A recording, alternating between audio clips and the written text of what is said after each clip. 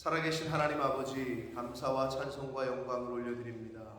오늘도 저희들의 생명을 연장시켜 주시고 새날을 허락하시고 이 하루의 시작을 하나님의 은혜의 보좌 앞으로 나와 찬송과 기도와 말씀을 전하고 들음으로 하나님 앞에 예배드림으로 하루를 시작하게 해주시니 하나님 감사합니다. 아멘. 아버지 하나님, 하나님께서 부르시는 그날까지 하나님 앞에 예배하는 것, 찬양하는 것, 또 기도하는 것, 또 말씀을 전하는 것, 듣는 것, 이것을 열심히 하는 저희들 모두가 되게 해 주옵소서. 아멘. 이 시간 하나님의 말씀을 전하고 듣습니다.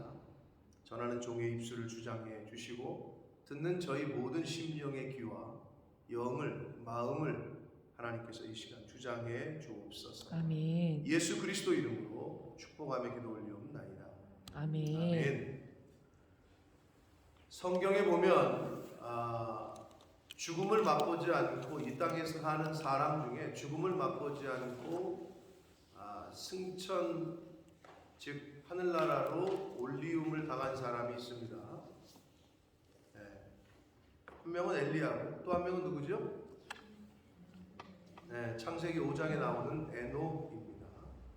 자, 에녹과 그 엘리야가 성경에 기록되어 있는 그리고 성경의 기록의 이후의 시대에도 죽음을 맛보지 않고 하늘로 하나님께서 데려가신 인물로 그렇게 성경은 기록하고 있습니다. 그 이후에는 없단 말이에요.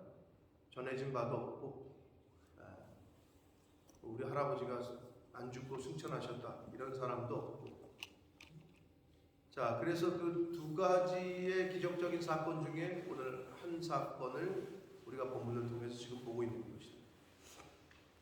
자, 그런데 열왕기에 계속해서 북이스라엘의 몇 대왕, 남유다의 몇 대왕 이렇게 시간적인 순으로 기술을 하다가 갑자기 2장에서 엘리야의 승천 사건을 다룹니다. 이거는 시간적인 그 연대기하고는 전혀 맞지 않는 그 시간적인 순서를 무시하고 이 주제를 가지고 성경이 우리에게 지금 기록을 또 알려주고 있는 거예요. 자, 엘리야의 승천과 함께 엘리사의 등장. 한 시대가 갔어요. 엘리야는 하나님께서 주신 사명을 잘 마치고 하나님께서 특별하게 죽음을 맛보지 않고 하늘로 지금 이제 데려가신다. 그리고 데려가실 때 그냥 데려가시는 것으로만 끝나는 게 아니라 계속해서 그 사역을 감당할 엘리사를 또 예비해 두셨다. 자, 그래서 엘리야의 승천 사건인데 여기서 이제 우리가 그 엘리야의 승천한 것, 회오리 바람으로 하나님께서 부르셨고 엘리사가 뒤를 이었고 겉옷을 이렇게 물려받았고 이 정도는 우리가 알고 있는데 이 엘리야의 승천하기 직전에 이 행보, 승천하기 직전의 일들을 보면 그리고 하나님께서 엘리야를 어디로 보내신다 이런 표현이 나오는데 오늘 말씀에 그것을 보면 우리가 이제 교훈을 받아야 될 것, 또 깨닫는 것들이 있습니다. 자, 하나님께서는 엘리야를 회오리바람으로 하늘로 올리고자 하실 때 그랬는데 회오리바람은 강한 돌풍이라고 번역되는 단어인데 하여튼 하나님의 특별한 기적과 방법으로 데려가시겠다는 거예요. 자, 그런데 엘리야를 하나님께서 승천, 즉 하늘로 올리우시기 전에 뭘 하셨냐면 자, 길갈에 있었어요. 1절에 보면 엘리야와 엘리사가. 그런데 베델로 보내신대. 여호와께서 나를 베델로 보내시느니라. 자, 그러다가 4절 여호와께서 나를 여리고로 보내신다. 그러더니 6절 여호와께서 나를 요단으로 보내신다. 이렇게 돼 있죠. 자, 그러면 하나님께서 왜 베델과 여리고와 요단으로 보내셨느냐 하는 건데 성경에 나와 있지 않아요. 그 이유가. 그죠? 그냥 여호와께서 나를 베델로 보내시고 여리고로 보내시고 그리고 요단으로 보내신다. 마지막에는 어떻게 했어요? 요단강을 건넜죠. 그래서 좀 아까 우리가 요단강 건너가 만나니 찬양을 했는데 이때로부터 성경은 요단강을 건넌다라는 그 표현이 이 세상, 요단강을 기점으로 이 세상과 천국 이렇게 갈라지는 거예요. 그래서 이제 성경 우리나라뿐만이 아닌지는 모르겠으나 우리나라 이 찬송가를 분류하시는 분들이 이걸 장례라고 해놔서 장례 파티에 해놨는데 굉장히 그래서 여러분들은 아마 모르겠어요. 여러분 신앙생활 하실 때 한국에서 이 찬송을 한 번도 안 부르시는 분이 있을 거야. 1년 동안 내내 장례식에 가지 않는 이상. 근데 그건 맞지 않는 것 같고 굉장히 은혜스러운 찬송인데 장례식에서 주로 불리는 찬송이 됐지요. 이 요단강 건너가 만나는 이 찬송이. 근데 너무 가사도 그렇고 은혜가 되는데 성경에서는 그런 이미지와 그러한 뉘앙스, 의미를 부여해요. 요단강을 건넌다라는 의미를. 그래서 그런지 일반적인 사회 세상에서도 또 코미디에서도 니마 그 강을 건너지 마오 뭐 이런 표현이라든지 꿈속에서 자꾸 강 건너편에서 누가 일일이 건너오라고 막 이런 이게 죽음을 표시할 때 이제 그렇게 돼버렸는데 그게 사실은 성경적인 데서 온 거예요. 자, 그래서 아무튼 하나님께서 엘리야를 베델 그리고 여리고 그리고 요단 이렇게 보내셨어요. 즉 승천하기 하나님이 데려가시기 직전에 이 세 군데를 방문하게 하셨다는 거지. 그럼 이게 왜 여기냐라는 거지. 그게 성경에 나와 있지는 않은데 힌트는 있어요. 자, 공통점이 있어. 이 베델과 여리고와 요단에는 오늘날로 말하면 신학교가 있었어요. 당시에 선지학교, 즉 선지자들을 이렇게 양성하고 배출하는 그 선지학교들이 있는 곳이야. 그래서 성경에 여러분이 지금 읽었는데 한번 읽어서는 잘 기억이 안 날 수도 있습니다만 집에 가서 또 묵상을 하시든지 하면은 더 잘 알 텐데 가는 곳마다 선지 생도들이 엘리사에게 물어. 당신의 선생은 오늘 하나님께서 그러니까 성경에 나와 있지 않으나 선지 생도들조차도 그런 걸로 봐서 엘리야가 곧 승천한다는 소문이 퍼졌나 봐. 그렇죠? 그러니까 선지 생도들이 당신의 선생을 하나님께서 오늘 여호와께서 당신의 머리 위로 즉 데려가신다는 거 오늘 알고 계시냐? 이렇게 묻는 거야. 그러니까 엘리사가 야 나도 아니까 너 조용히 해. 이렇게 말하는 장면이 있었단 말이에요. 여러분 똑같이. 자, 하나님께서 엘리야의 사역이 끝나고 이제 수고한 엘리야를 죽음을 맛보지 않고 하늘로 올리시는 그러한 기적을 행하시기에 앞서서 엘리야를 마지막으로 이 세상에 있는 동안에 마지막으로 하나님께서 방문하게 하신 곳은 바로 선지 생도들이 있는 선지학교가 있는 곳이에요. 쉽게 말하면 오늘날로 말하면 신학교예요. 자, 그럼 왜 그러셨을까 하는 거죠. 그 이유는 성경에서 말하고 있지는 않아요.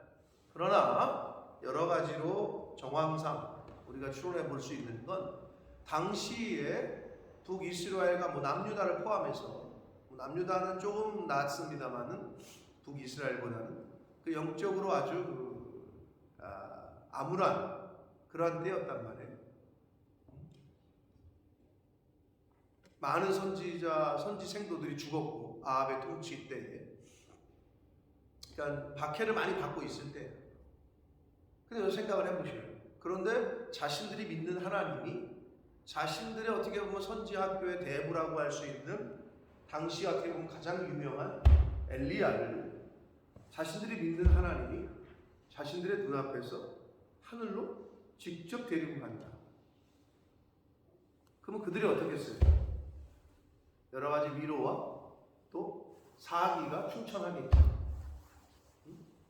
그러니까 엘리야를 하나님이 그냥 아무도 없는 데서 그냥 이렇게 딱 데려갔어도 있는데 이걸 세 군데를 방문하게 하시죠. 그러니까 선지 생도들을 격려하고 위로하고 새 힘을 주는 그런 차원에서 그렇게 하셨다. 이게 오늘 이제 11절까지의 그 내용의 가장 핵심 포인트예요. 엘리야가 승천하기 전에 베델과 여리고와 요단을 하나님께서 들리게 하셨다. 그런 차원에서 볼 때 많은 목회자들이나 선교사님들이 은퇴를 하시고 나서 현직에서 물러나시고 나서 은퇴 이후에 다 그런 건 아니지만 그래도 어느 정도 그래도 여유가 있고 어느 정도의 상황이 되시는 분들은 은퇴 이후의 삶을 어떻게 하시느냐, 많은 선교지들을 이렇게 돌아다니셔요. 그래서 자신의 경험과 노하우 또 여유가 있다면 물질적인 것까지 포함해서 그 후배 선교사들과 후배 목회자들을 위로하고 격려하는 순회를 한단 말이에요. 그게 너무 성경적이고 너무 좋은 거다라는 생각을 하게 돼요. 왜? 그건 하나님이 그렇게 하신 거예요. 엘리야를 그냥 데려갈 수도 있는데 굳이 그 선지 학교가 있는 곳에 방문을 하게 하셨다. 마지막 여정이었어요. 엘리야 선지자. 저도 그런 꿈을 꿉니다.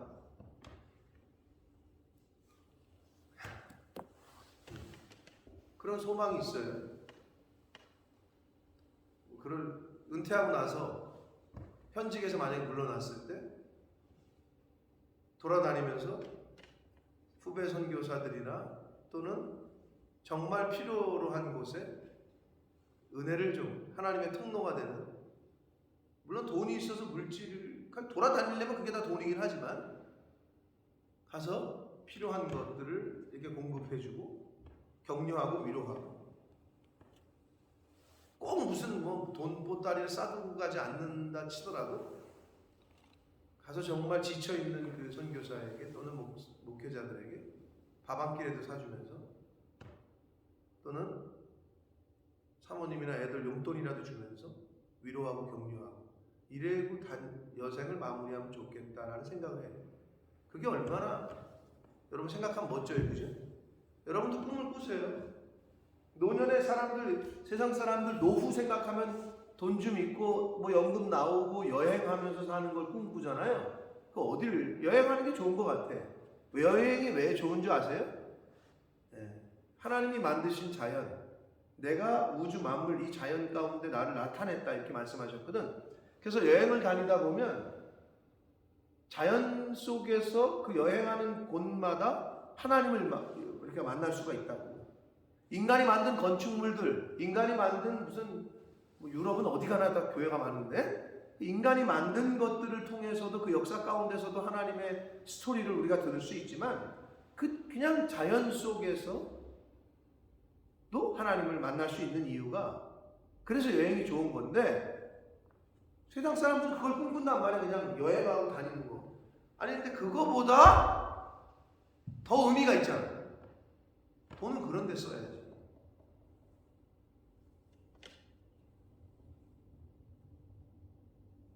그래서 저희 교회 10주년 때 13년 전에 지금으로부터 김시동 목사님 우리가 파송하고 나서 뭐 다 아시는 분 아시겠지만 그 밴쿠버로 들어가는 과정이 얼마나 드라마틱했습니까? 아프리카 케냐에서 전기도 없는 곳에서 딸내미들 아프면, 간증 다 들으셨겠지만 아프면 병원이 없으니까 아예 그냥 별 보고 그냥 울고 기도하고 찬송하고 그랬대잖아요. 뭐 안 가보셔서 잘 모르겠어. 가신 분들은 잘 그려지지 않으실 텐데 그럴 수밖에 없어요. 전기도 없는 곳에 가면 유일하게 환하게 빛나는 거는 지나가다 마주치는 깜짝 놀라는 그 흑인들의 이빨. 어떻게 그분들은 또 이빨을 그렇게 안 닦는데 이빨이 하얀지 몰라. 이렇게 웃으면 안 보이다가 이빨만 보여. 실제로 그래. 전기가 없어. 어두컴컴한데 이빨이 드러나면 이빨이 보인단 말이에요. 근데 그런 곳에서 애가 아프면 어떻게 할 수가 없어가지고 별 보고 하나님께 찬양하면서 고쳐달라고 기도하고 울고 했던 그런 분이었는데 여기 와서 저희 교회를 섬기면서 유학생 선교에 대한 어떤 비전을 새로 하나님께서 주셨고 그런 과정에서 캐나다로 인도하심을 받았고 캐나다 국경을 넘는 그 이미그레이션을 통과할 때 그 유명한 일화를 제가 말씀드렸잖아요, 여러분들한테. 이미그레이션 오피스가 묻는 캐나다 아프리카에서 한 도장이 많이 찍혀 있을 거잖아. 한 7, 8년 있었으니까. 또 영국에 살았고 여권은 한국 여권이고 그러니까 이 사람이 물었대잖아요. 너의 도대체 홈타운이 어디냐? 그랬더니 그 김신욱 목사가 내 홈타운은 해븐이다. 이미그레이션 오피스 앞에서 내 고향은 천국이다. 그러니까 이미그레이션 오피서가 아래를 훑어보더니 장난치는 것도 아니고 말이야. 근데 막 웃으면서 너 같은 미셔너리는 내가 처음 봤다. 너 교회 여기 캐나다에 왜 왔냐? 내가 그렇게 얘기했었거든요. 들어가실 때 교회 목회하러 간다고 하면은 교회 세우러 간다고 하면은 다 추방이라니까. 당신은 김 목사님은 조건이 안 되니까 그러면 안 된다고 하더라. 그랬더니 뭐 알았다고 했는데 그러면서 자기가 왜 처음부터 거짓말을 하냐? 난 있는 그대로 얘기할 거라고. 그래서 들어갈 때 난 교회 세우러 왔다. 그러니까 하여튼 그 이미그레이션 오피서가 너 같은 선교사는 처음 봤다는 거야. 많은 목회자들이 들어왔지만 다 여행 왔다 그러고 뭐 그러면서 다 알고 있는 거지 그 사람들도. 여행 왔다 그러고 눌러 앉아서 교회를 차리고 뭐 한다는 걸 다 알고 있는데 너 같은 정직한 선교사는 처음 봤다. 그래서 그 조건이 안 되기 때문에 그냥 바로 추방을 거기서 해야 되는데 이틀이라는 말미를 줬고 밴쿠버를 이틀간 네가 돌아다녀 보고 이틀 후에 다시 비행기를 타고 돌아와라. 그래서 실제로 이틀 후에 다시 추방당했고 근데 그 과정에서 이미그레이션 오피서가 너의 그 지금의 이 다시 리턴하는 이 기록 레코드를 남기지 않겠다. 그러나 네가 캐나다법에서 정한 왜냐하면 캐나다 교회에서 초청장이 있어야 돼. 근데 그게 없이 들어갔거든 김신욱 목사는. 그러다가 이제 당연히 뭐 없으니까 추방을 당하는데 그 과정에서 이제 기록을 남기지 않을 테니 네가 서류가 준비가 되고 준비가 됐을 때 언제든 다시 돌아와라. 이런 말을 듣고 이틀 후에 추방을 당했고 추방이 아니지 본인 발로 걸어 나간 거지. 약속을 지키고 그래서 6개월 동안 다시 기도하고 준비한 끝에 캐나다 교회 어느 교회에 연결이 됐고 그래서 가게 됐어요.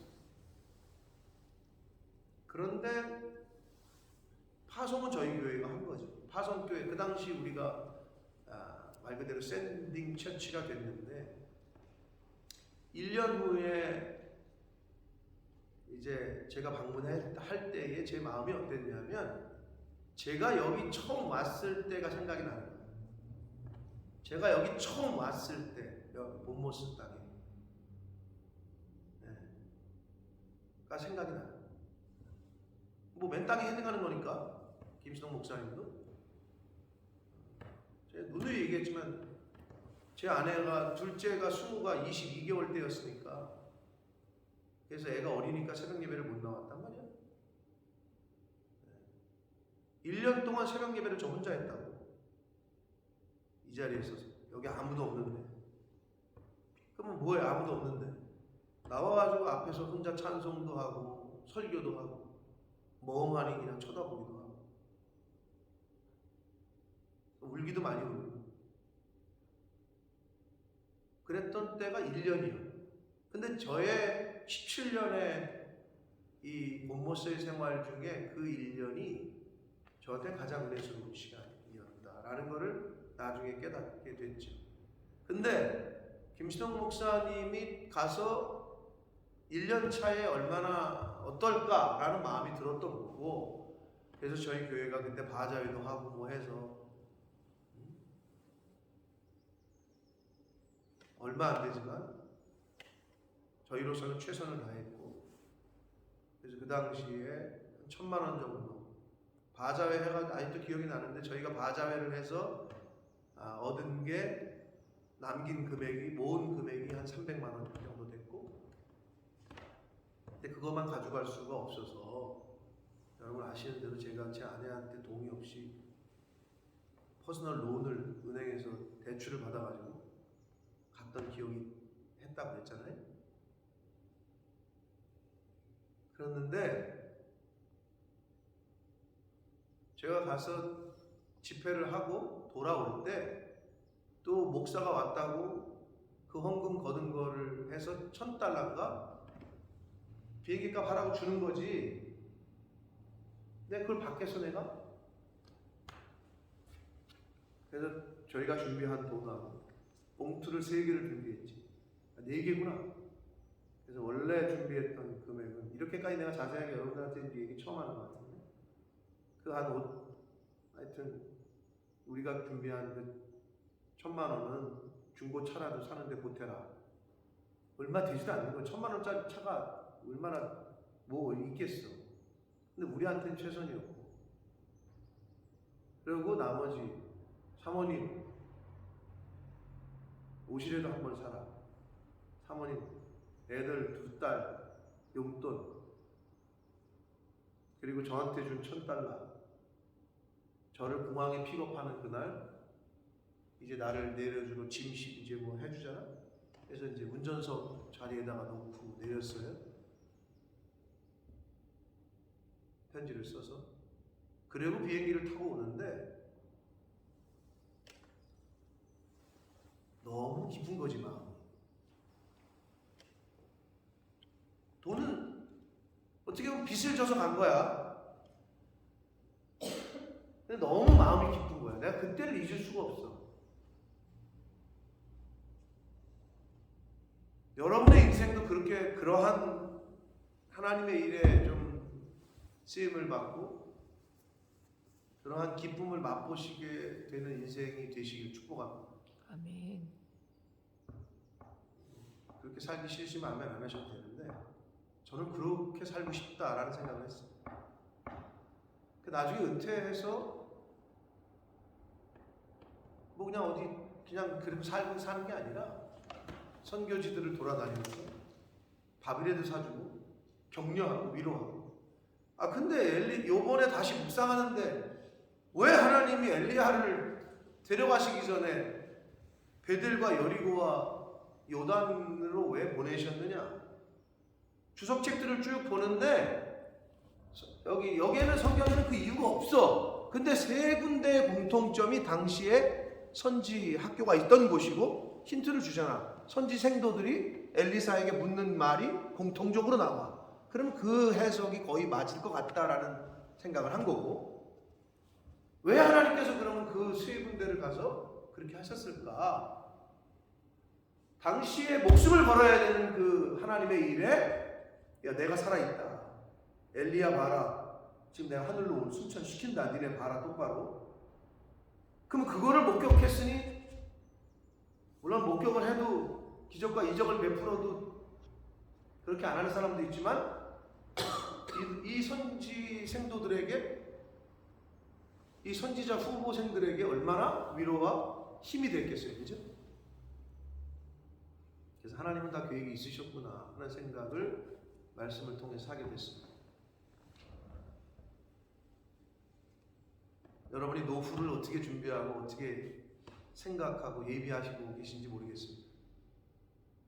제가 나이가 먹긴 먹었는지 자꾸 이 나이 되니까 노후 자꾸 얘기를 주변에서 하는데, 난 아직 노후 준비할 때가 아니다라는 생각을 하면서 살고 있긴 한데, 여러분은 어떤 믿는 사람들의 노후 준비는 어떻게 해야 되는 거냐? 그런 걸 좀 고민해 보시길 바랍니다. 여러분은 어떻게 늙어서 어떻게 마무리를 어떻게 하고 싶으신지.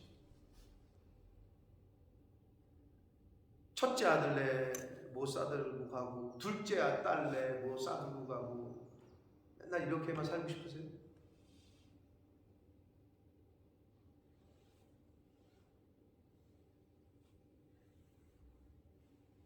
여러분의 노년이, 또 저와 여러분의 마지막이, 이 하나님께서 엘리야를 이곳 세 곳으로 보내신 이 의미, 이 교훈답게 하나님이 기뻐하시고 또 하나님께서 원하시는 곳에 그렇게 방문하고 또 그 일에 조금이라도 힘을 실어줄 수 있는,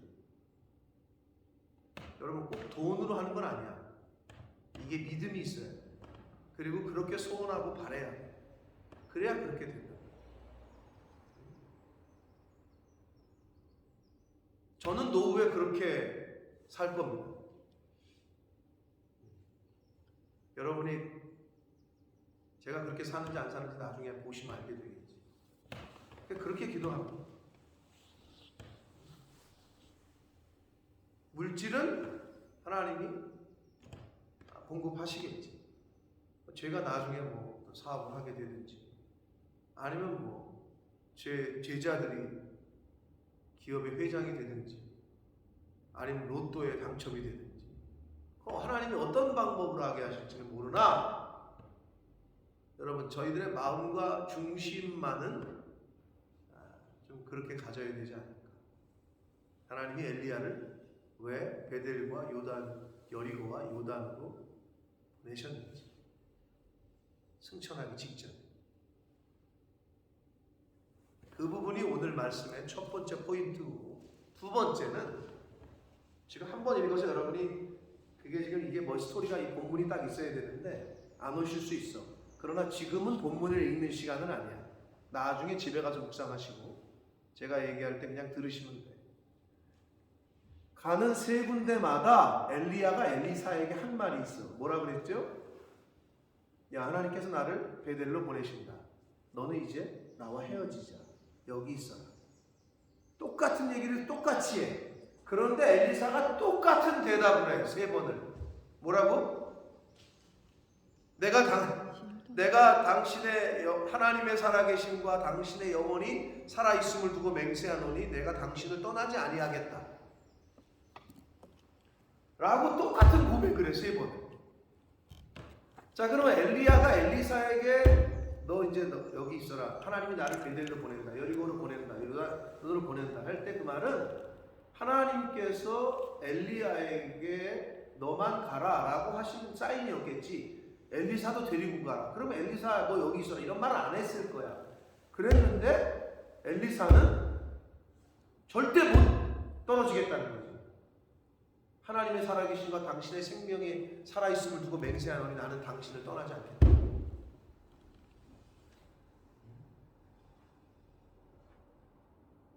자, 이게 엘리사의 믿음이었고 엘리사의 자세다.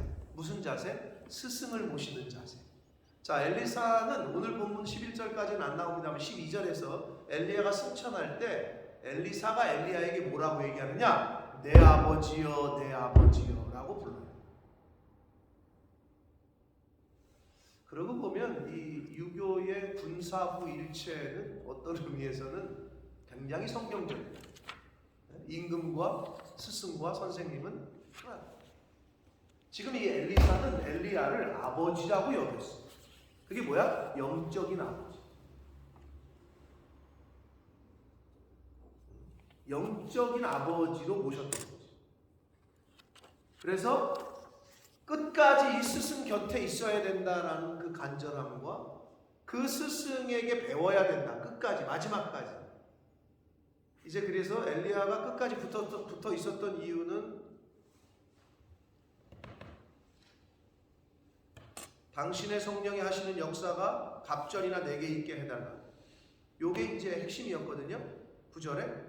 근데 여기서 갑절이나 더블이나, 그러니까 한마디로 더블인데 이 말은요, 욕심을 낸다기보다는 어떤 의미가 있냐면, 당시의 히브리 사회에서의 장남은 상속을 받을 때 2배가 있었어. 2배. 그러고 보면 우리나라의 그거랑 또 비슷해. 우리나라 옛날 어르신들은 장남에게 몰빵을 하든지 장남이 최고였잖아. 옛날에 그랬단 말이야. 근데 여러분, 우리나라의 민법이 어떻게 돼요? 남편이 죽으면 유산 상속 배분이 어떻게 되죠? 아세요, 여러분? 어떻게 되는지 아세요? 부인이 1.5, 나머지 자식들은 다 1이에요. 장남도 1이고 막내도 1이야. 부인, 와이프가 1.5야. 그게 우리나라 민법이야. 근데 옛날에는 장남에게 몰빵을 하는 경우가 있었단 말이야. 근데 이 히브리 당시 이 사회에 그런 법이 있었어. 장남이 2배. 그리고 나머지는 하나고. 그래서 여기서 갑절의 은혜를 달라는 얘기는 엘리사는 엘리야에게 내가 당신의 영적인 장자가 되기를 원한다. 이런 의미. 내가 당신의 영적으로 첫 번째가 되기를 원한다. 이런 의미가 포함되어 있는 거예요. 왜? 그래서 이제 내일 말씀에 엘리사가 엘리야를 아버지라고 부른다니까. 그러니까 영적인 아버지로 여긴 거고, 그래서 이 9절에 나오는 갑절의 은혜를 내게 당신의 성령의 역사에 갑절의 은혜를 구한다는 얘기는 내가 당신에게 있어서 영적인 장자가 되기를 원한다 라는 의미로 해석을 하시면 됩니다. 엘리사는 엘리야 스승을 마지막까지 끝까지 떠나지 않고 마지막까지 함께 하겠다는 각오가 있었습니다.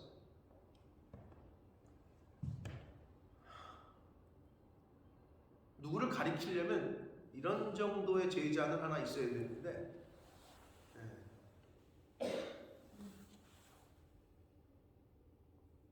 모르겠어요. 여러분에게는 그러한 제자가 있으신지.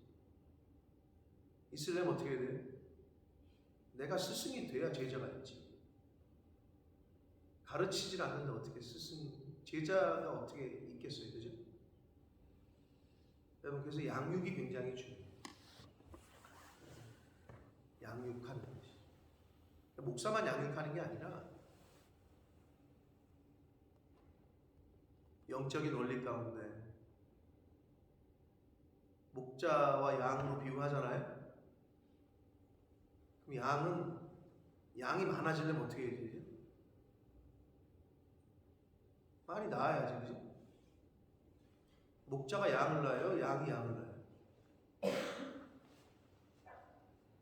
그게 영적인 원리. 양이 양을 낳는. 목자가 양을 낳는 게 아니에요. 목자는 양을 돌보는 거지. 그런데 우리 성도들, 한국교회 성도님들 가끔 전도는 목사님이 하시고 전도사님들이 하시는 게 전도지, 왜 우리 보고 전도를 하라 그래? 왜 우리 보고 성경을 가르치라 그래? 아주 기본이 안 돼 있는 거지. 이 기본적인 그 관이 없는 거지. 성경관. 그러면 어떻게 돼? 낳아본 적이 없으니까, 내가 양육을 해본 적이 없으니까 나는 그런 선생이 안 되고 그런 제자들을 또 길러낼 수가 없지.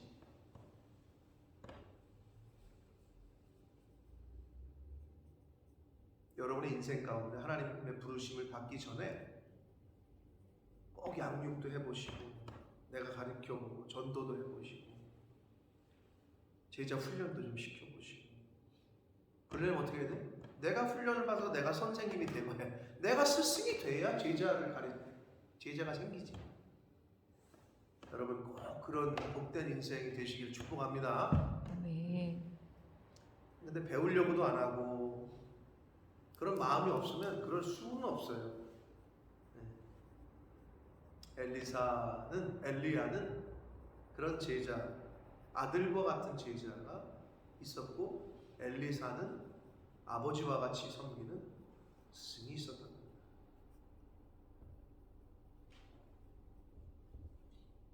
자, 그래서 그렇게 갑절의 영적인 장자의 은혜를 구할 때 엘리야가 엘리사에게 뭐라고 대답하냐면 너 참 어려운 일을 구한다. 왜? 자기가 할 수 없다는 겁니다. 그 은혜는 하나님이 너에게 주시는 거지 내가 줄 수 있는 게 아니다 해서 엘리야가 대답하기를 만약에 하나님께서 나를 데려가시는 것을 내가 본다면 내가 보면 그 일이 내게 이루어질 거다.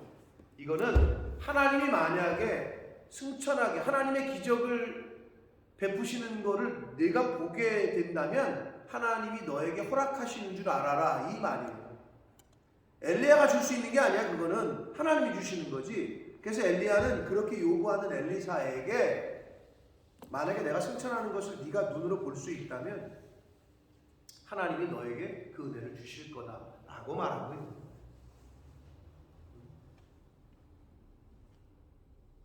하나님이 보여주신다.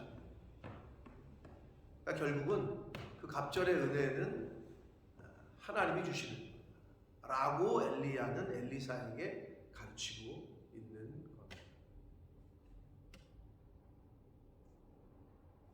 결국은 불수레와 불말들이 두 사람을 갈라놓고 엘리야가 뼈우리바람으로 하늘로 올라간다. 이렇게 해서 승천을 하게 되는데 이 엘리야의 승천은 예수 그리스도의 승천의 예표라고 볼 수 있습니다. 그리고 하나님께서 엘리사와 함께 그 선지 생도들에게 엘리야의 승천을 알게 하시고 또 그렇게 경험하게 하시고 목격하게 하신 것은 사도행전 1장에 나오는 예수 그리스도가 수많은 제자들 앞에서 승천하시는 올리움을 본 것과 우리가 견줄 수 있는데 비교해서 생각해 볼 수 있는데 예수 그리스도의 승천을 목격한 제자들이 여러분이 만약에 그 제자들이었다면 예수님이 하늘로 올라가시는 그 승천을 목격했다면 어떠시겠어요?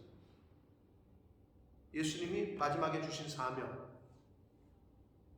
너희는 땅 끝까지 이르러 내 증인이 되고 세례 베풀고 해라 이런 말씀들을 승천하시면서 마지막에 하늘로 올라가시면서 하셨다. 이걸 내가 직접 봤다. 그럼 어떻게 하시겠어요? 생명을 거는 거지. 목숨을 거는 거지. 그래서 그 승천하심을 본 제자들이 초대교회에 다 중심이 됐고 순교자들이 된 거예요. 그걸 목격한 제자들.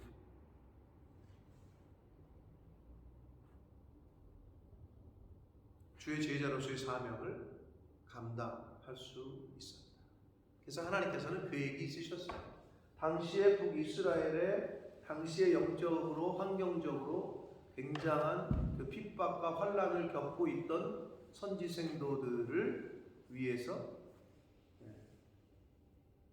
엘리야를 방문케 하셨고 위로와 격려를 하게 하셨고 승천하게 된다라는 소문이 퍼지게 됐고 그래서 그들 앞에서 엘리사와 선지생도들 앞에서 직접 목격을 하게 됐으니 하나님은 바로 그러한 계획이 있으셨다.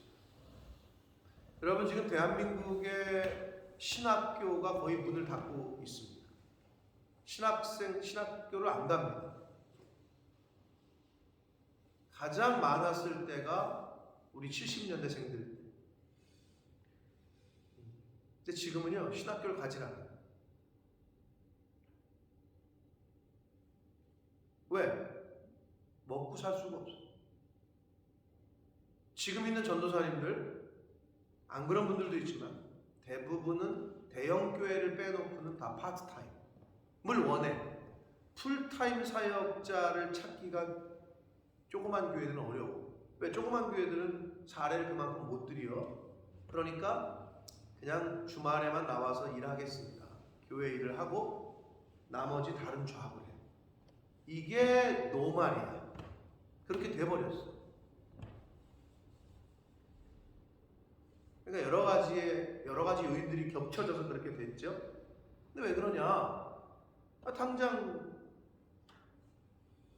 남자 아들 자기 아들은 신학교 안 보내려고 그러고 자기 딸은 전도사님한테 시집 안 보내려고 그런 사회가 됐으니까. 한국이 그래요 지금. 뭐 영국은 내가 어떤지 잘 모르겠어. 신학교를 많이 가고 있는지 뭐 모르겠는데 한국은 심각합니다. 신학생들 수급이 안 돼요. 전액 장학금을 교단과 교회에서 주겠다고 해도 안 가. 가질 않아.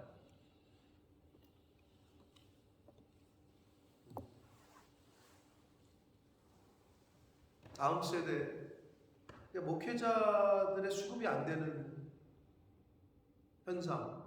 뭐 여기 영국 감리교회가 지금 뭐 그런 것 같긴 한데, 그래서 한 교회 한 목사님이 뭐 5교회를 지금 돌아다니면서 지금 이렇게 하고 계시다고 하는데, 그게 남의 일이 아닌 것 같다라는 생각을 하게 됩니다. 여러분, 우리가 신학 교육을 바꿀 수는 없잖아요. 우리가 한국 교회의 신학생들을 어떻게 할 수는 없잖아요.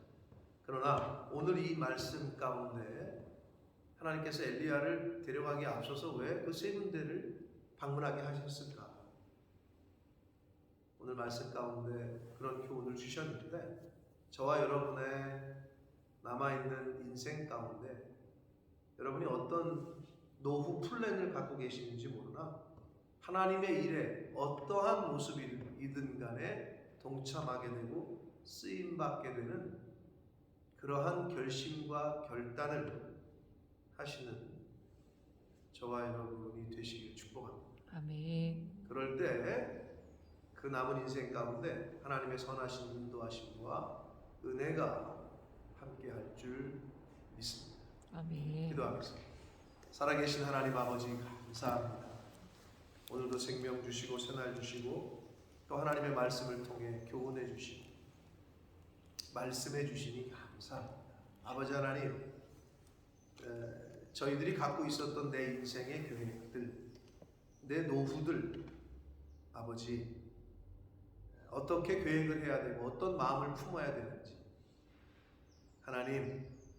하나님께서 기뻐하시고 원하시는 계획과 결심과 결단을 하는 제가 되기를 원하고 저희들 모두가 되기를 원하오니 성령 하나님, 각 사람 심령 위에 깨닫는 영과 진리의 영으로 임하여 주옵소서. 아멘. 아버지, 남아있는 인생을, 남아있는 삶을 하나님이 언제까지 저희들에게 허락하실지 모르나 허락하시는 그 순간까지